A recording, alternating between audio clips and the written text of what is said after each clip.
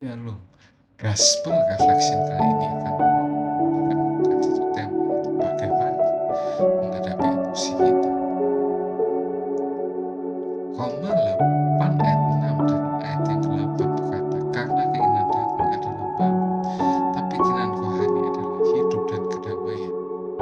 Mereka yang hidup dalam daging tidak dapat menyenangkan Tuhan. Belajar memproses emosi kita adalah kunci ketenangan pikiran. Di sini ada 4 alasan penting dari firman Tuhan kenapa kita harus belajar mengelola emosi kita.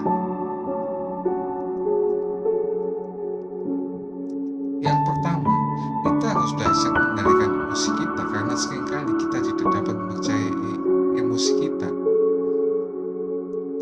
Perasaan kita sendiri seringkali salah. Intuisi kita seringkali salah. Emosi sering mengarah ke tempat yang salah. Kita tidak dapat bergantung pada semua yang kita rasakan. Amsal 14 ayat 12 mengatakan, ada jalan yang disangka orang lurus tapi ujungnya menuju maut. Kamu tidak harus menerima apa yang kamu rasakan karena tidak semua yang kamu rasakan itu benar dan bawa ke jalan yang benar. Terus yang kedua, kenapa harus belajar menghadapi emosi?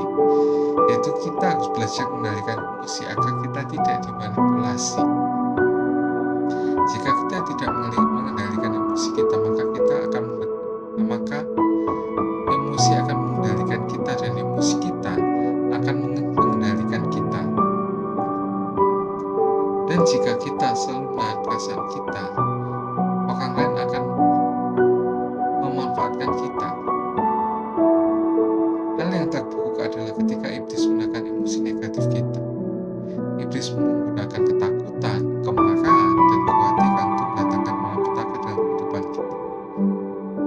Alkitab mengatakan dalam 1 Petrus 5 ayat 8, waspadalah, musuh-musuh si iblis berkeliaran seperti singa yang mengaum-ngaum, yang sedang mencari seorang untuk ditelan.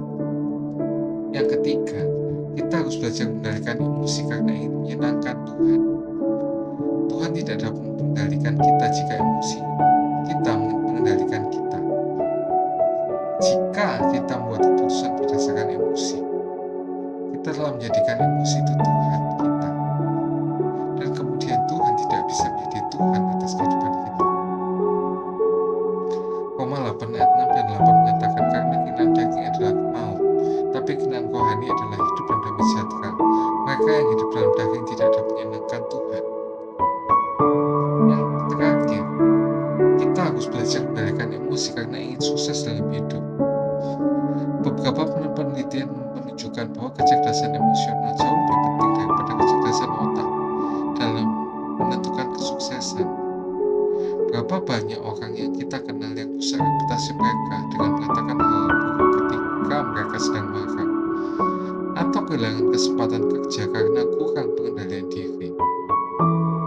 Alkitab mengatakan dalam Amsal 5 ayat 23, dia mati karena tidak menerima pelajaran dan dia tersesat karena kebodohannya yang besar.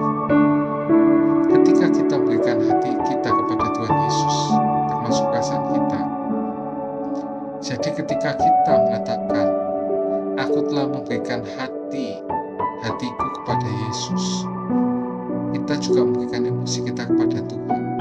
Tuhan